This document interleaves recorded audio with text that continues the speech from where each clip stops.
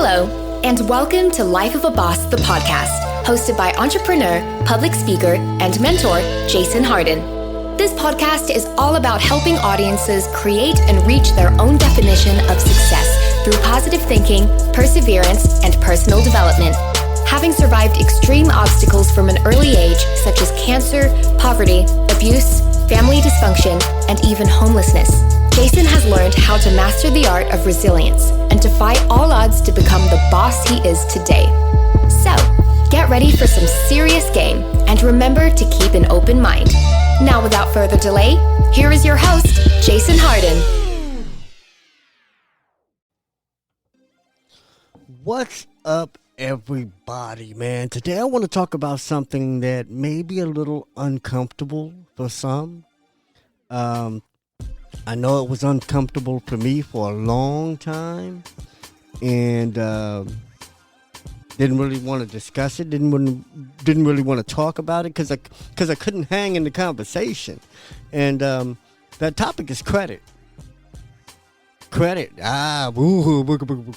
Scary, huh? For some of y'all, yeah, some scary shit. And I know because I was one of them for so long. And yeah, I'm just go ahead and say it. I had bad credit for so long. I mean, I didn't just have bad credit. I had horrible credit, but it wasn't just horrible credit. It's like I come from a family of horrible credit. Like, my mother and father, I don't think were on the credit scale together. I think they were in negative numbers, I swear, because they couldn't qualify for shit. I remember I'm from that era where you could put bills in your kid's name. So best believe I had bills in my name before I hit 18. But that ain't what messed up my credit. I messed up my credit out the bat. 18 years old, fresh out of high school, going to junior college, broke, hungry, barely getting to class, barely got bus money, barely got money to eat lunch. I remember going to class hungry, starving, and I really couldn't concentrate. I remember those days, but that wasn't it. I'm getting ahead of myself. So picture me at this junior college, hungry, starving, you know, and they have these vendors out. They had vendors out. All you had to do was sign up for these credit cards, and they give you candy and T-shirts and a lot of free shit. So I remember going to these tables and getting a lot of free shit. You know, man, let me get that shirt over there. Man, let me get that candy or whatever. So I filled out a couple applications. You know.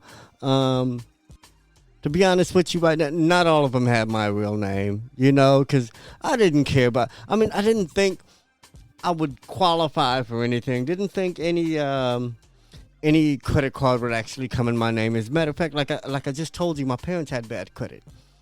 They filled out for stuff when I was younger to get free shit too, knowing they wasn't going to qualify. And I saw that.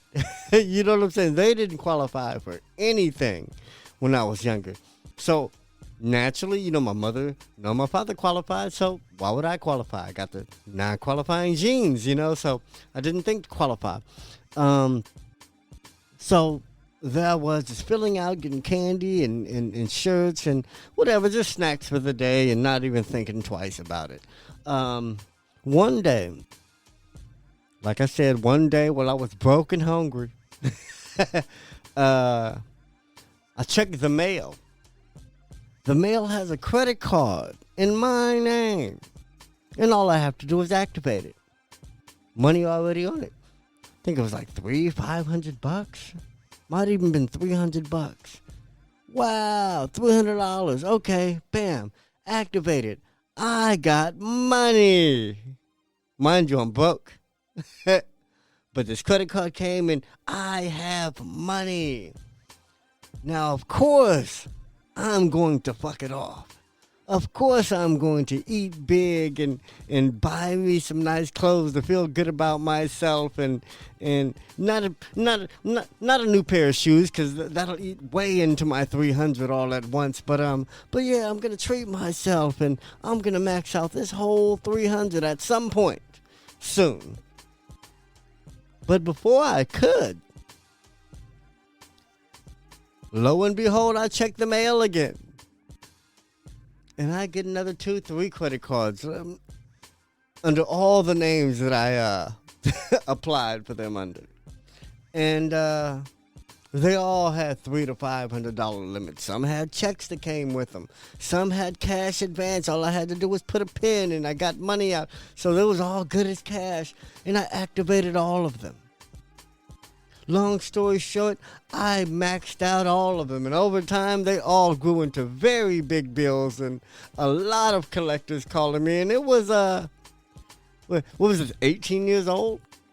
So everything was legally binding. You know, I was definitely in a contract, and I definitely spent the money, and I definitely didn't have the money to pay the bill. So it was a vicious cycle of me dealing with these creditors. It was a way of life in my early 20s, dealing with creditors and dealing with these credit card companies and these collectors and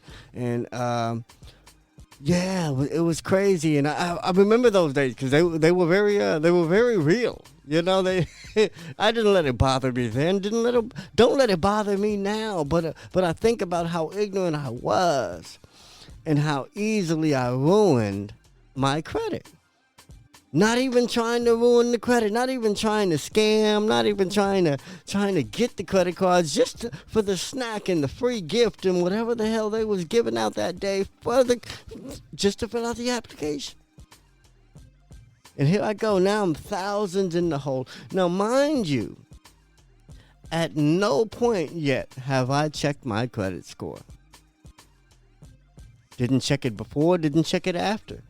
Didn't check it for eons. I don't think I checked my credit score.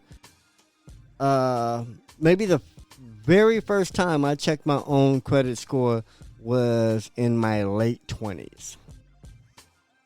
And that's going to bring me to my first story, preparing your credit.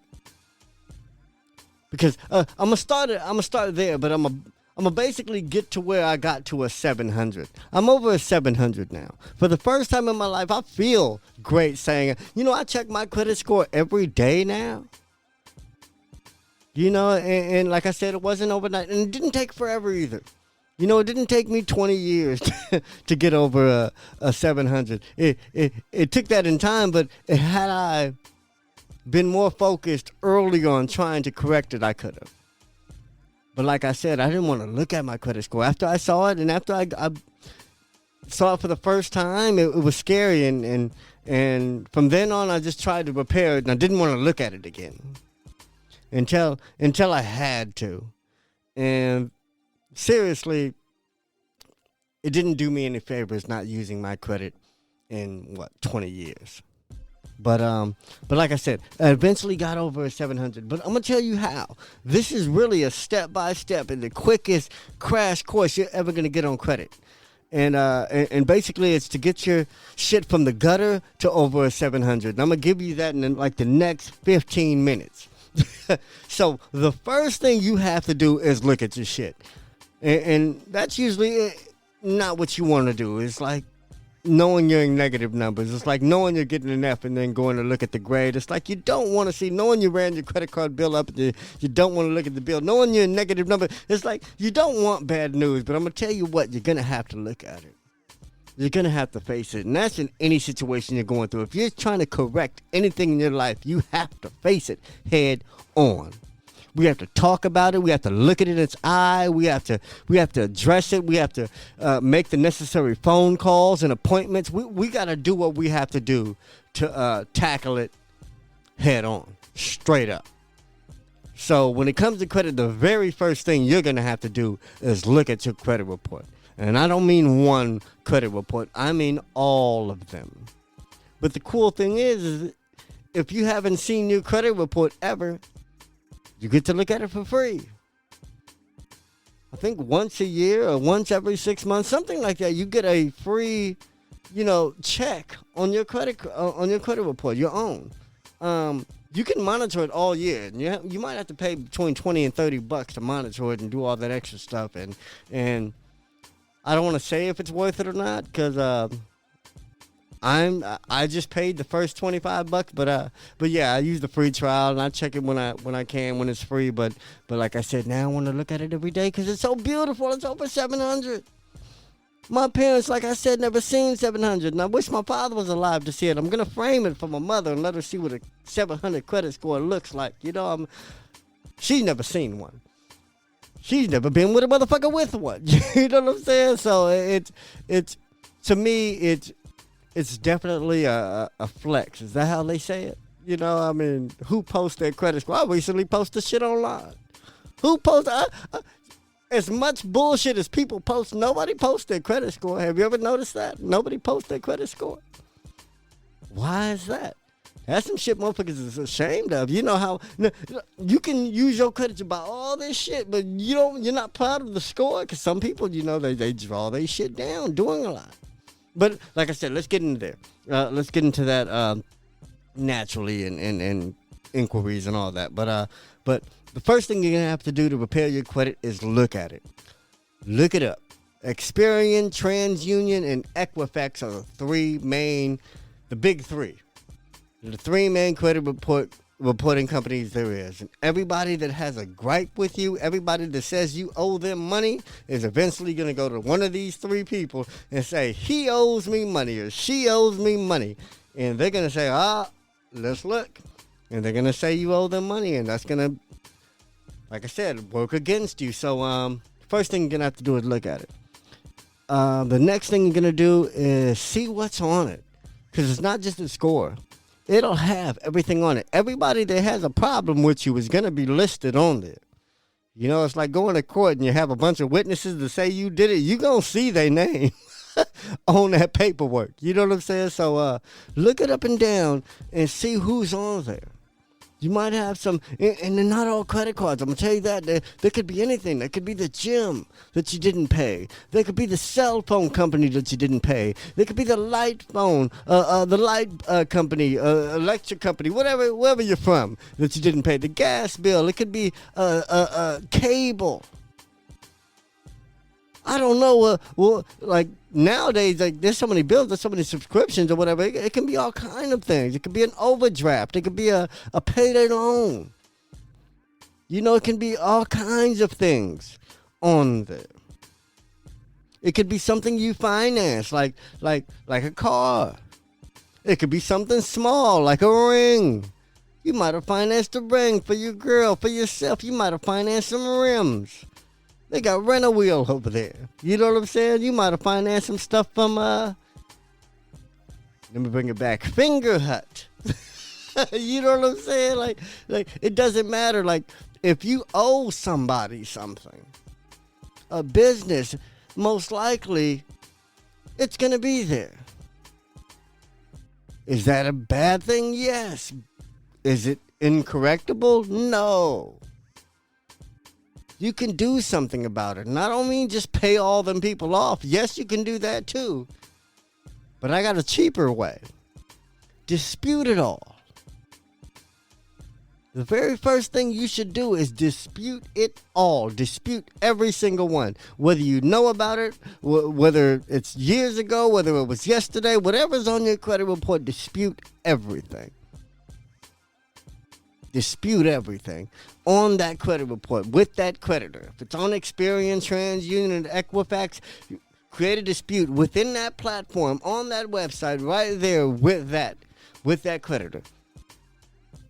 If you got 9 things, if you got 2 things, if you got 6 things, if you got 1 thing on that collections part, dispute it. Now, depending on when that was or what records the actual company kept or whatnot, that may or may not just fall off. Doesn't matter if it's $60, doesn't matter if it's $6,000. if they can't prove that you owe it, or if they don't have their records, or I don't even know what disqualifies it, but sometimes those things just fall right off. They can't prove to the people that you got that whatever it is. I don't even know the process on that end. But when you dispute stuff, some of those will just fall right off. Because the person who claims that they have a problem with you can't even prove it, don't even have the records, don't even know what the problem was no more, might not remember. As far as you know, as far as you care. Like, oh, I don't know why we got a problem. So, bam. Whatever that was, off your credit. So you might be left with a few things. You might be left with nothing on there. So now we can start from scratch. But if you're left with some stuff on there, don't worry. There's another step. Next step. Call those companies. Dispute it with that company. Now, what that's going to do is they might say, okay, hold on. No, all right, we have an error, or you know what? You do owe this money. But if it's a problem and they can, or they're willing to work with you, or whatnot, they might drop it.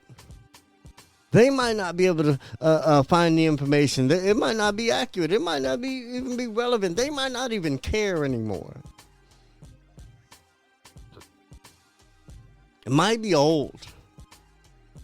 And they might just, all they have to do is stop reporting it. Stop reporting it as bad as a delinquency. And they might stop reporting it. And that'll fall off your credit. Or the final thing is, if it doesn't fall off your credit, if they still say you owe the money in, you probably do.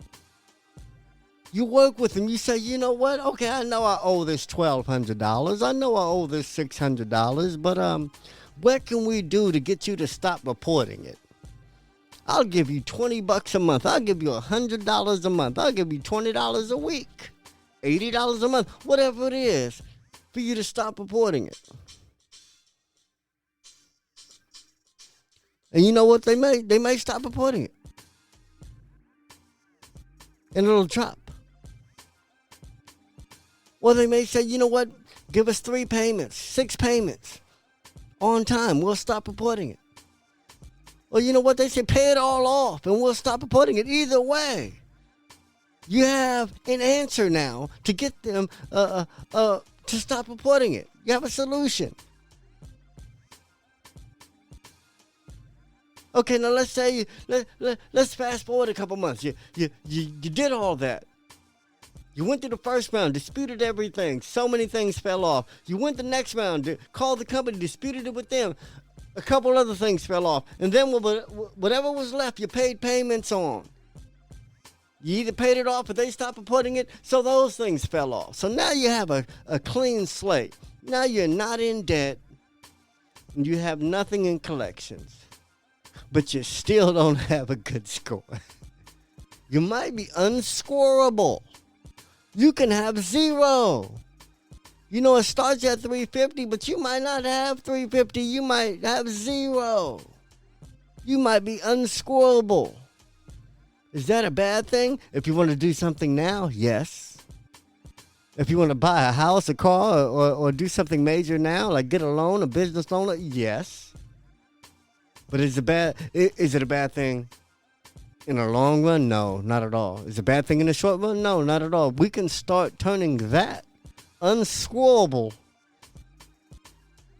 into 7 and up.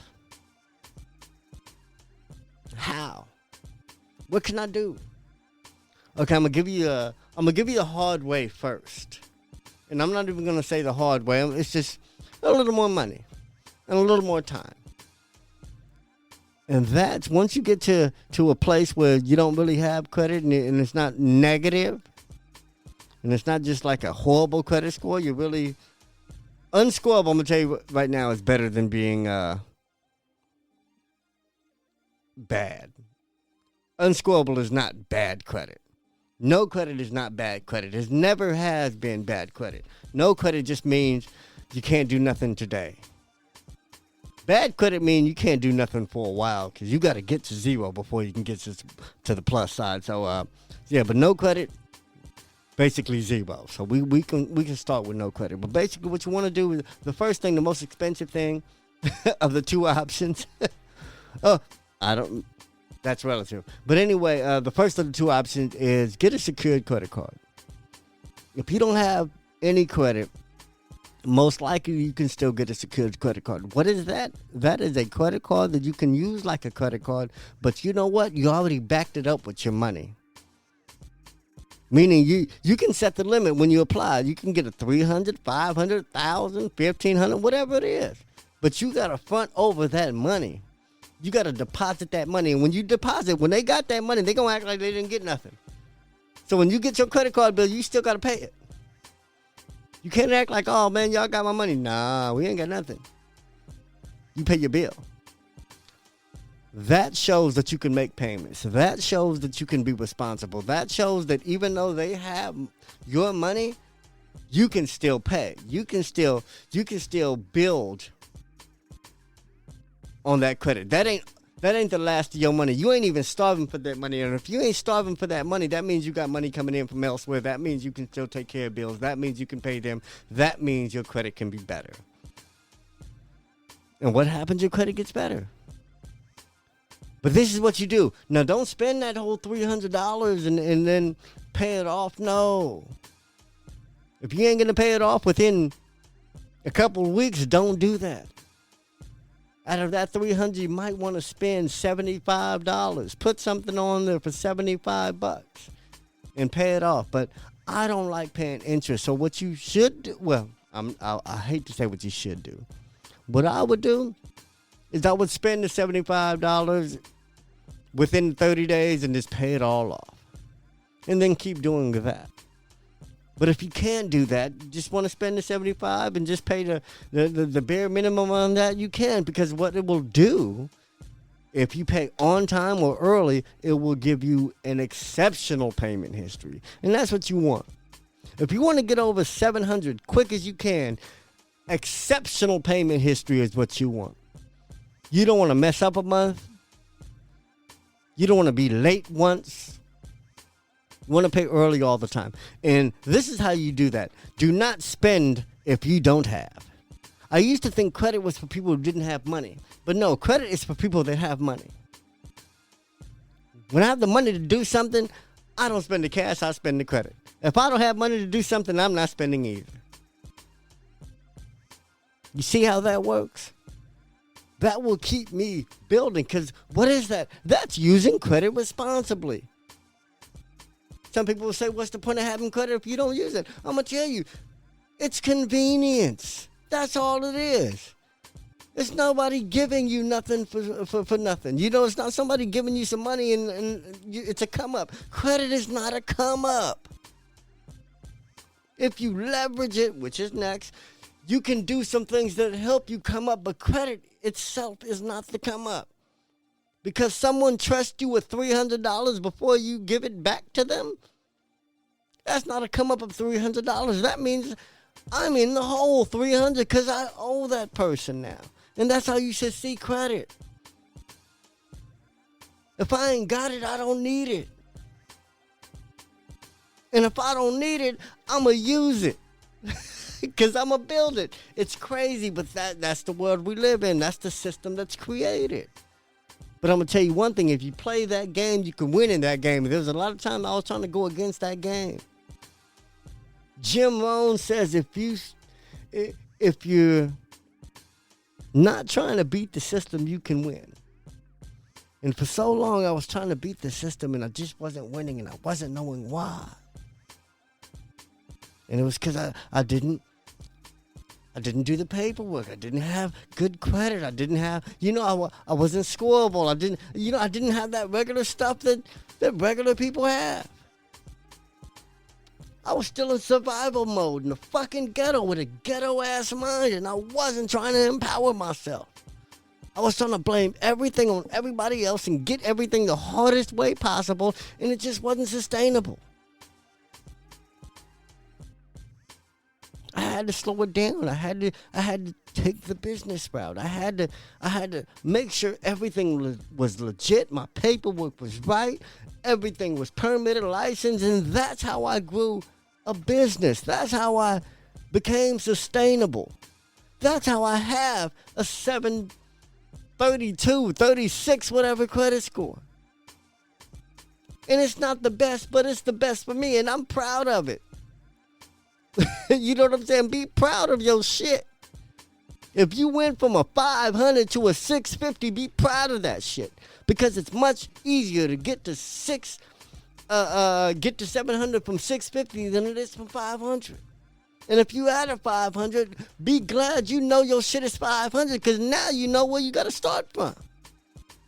And you know where you're trying to go. And it's just numbers. And the cool thing about numbers, when you work them, they work. If you want to lose weight, you get you a step counter on your wrist, get you a Fitbit, and whatever your numbers are today, just walk more tomorrow, increase them tomorrow, burn more calories tomorrow, take more steps tomorrow. Like I said, it's a numbers game. Just keep doing it. Keep doing the right thing. Right things will happen. So anyway, that's the first thing. Get a secured credit card and pay them bills. Don't put a whole lot on it and pay it off all the time. And put some more on it and pay it off. But don't put nothing on it if you ain't got the money. Now the second method is becoming authorized user on somebody's account. Somebody you trust, somebody that damn sure trusts you. Like maybe a parent, maybe a spouse. Really, if you're working together, that's really who you go to. And if you got kids, put them on yours. Make your kids authorized users on your credit card, because when they graduate, when they get to 18, when they start using their credit, they got history, and that's really what it's all about, payment history. How long can you do right? How long can you sustain this? That's what it's about. So either get on somebody else's, and if you got it like that, get somebody on yours. Somebody you care about. Somebody you want to put in position to win. Whether it be your spouse, whether it be your child. Because I'm going to tell you, you don't got to give them the card. They don't have to actually be an authorized user. But if you're paying your bill on time, you're going to help both of you. So anyway, that's it. Ain't no secret. I just did it. And it only took me, a year and a half. From being unscorable to over 700. Over 730. And I'm trying to get over 800, so I'm not done yet. Now the last part, leveraging. Now that's where it gets funny and creative and fun and all kind of things happen, but it also gets dangerous. Why? Because you do qualify. And when you qualify, that makes you liable. That means somebody's going to give you something that you're responsible for. And that could be a lot of money. You know what? We're going to do a whole other episode on how to leverage your credit. But just off top, that means loans. That means lines of credit. Leveraging your credit will get you, help you get into a commercial building, commercial lease. You know, you might get a storefront. You might be able to get a workshop. You know, you might be able to get a credit card to help you pay for some of those materials. Get a new computer. Get a new heat press. A new whatever it is. Leveraging your credit will help you make more money. You might be able to get a credit with your suppliers. And now instead of paying for 100 T-shirts every time you need it, now you just pay a T-shirt bill.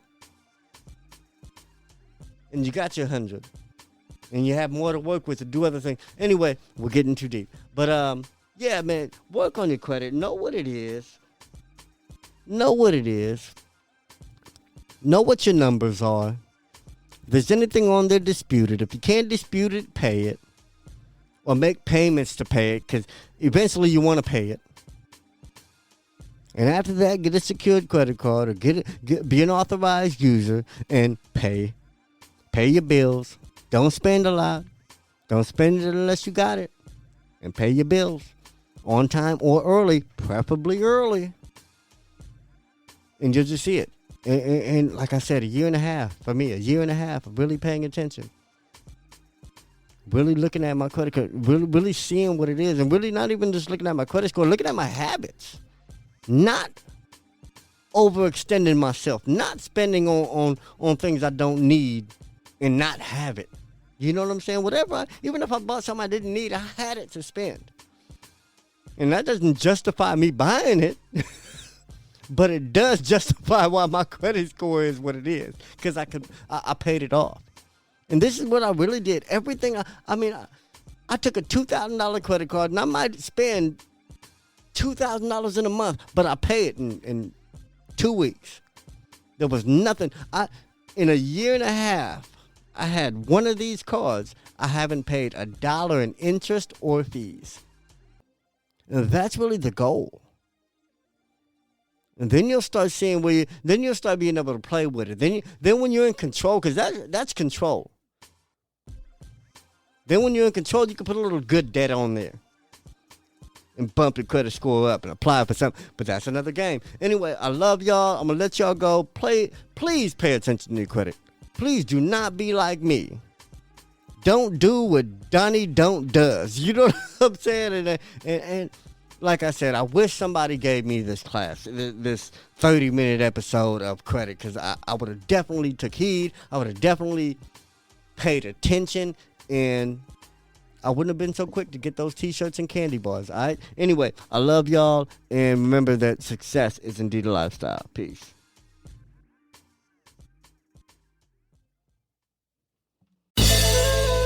Did anything stand out to you in today's show? If so, let us know. Your questions, comments, and concerns are important to Jason, as he is determined to always deliver to you only the most impactful information and content. Until next time, please subscribe, like, comment, share, and leave a review whenever possible. You may visit lifeofaboss.net for more episodes and great resources to help you become the absolute boss that you were meant to be. You can also follow Jason on Facebook, Instagram, and Twitter at Hardin. Thank you. And to never forget that success is a lifestyle.